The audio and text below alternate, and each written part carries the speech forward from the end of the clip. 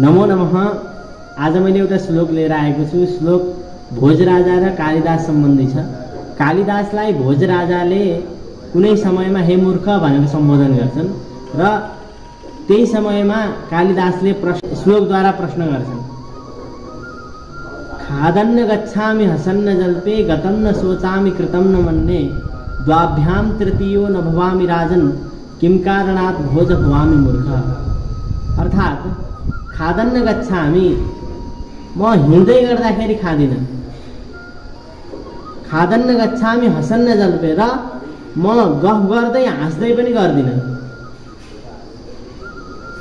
गतम न सोचामि, जो गइसकेको कुरा बितिसकेको कुरालाई मैले सोचेर म दुखित हुँदिनँ, दुःख पनि हुँदिनँ सुख पनि हुँदैन। र द्वाभ्याम तृतीयो न भवामि राजन्, र दुईजना गफ गरिरहेका छन् भने त्यसमा म तेस्रो व्यक्ति पनि हुँदिनँ।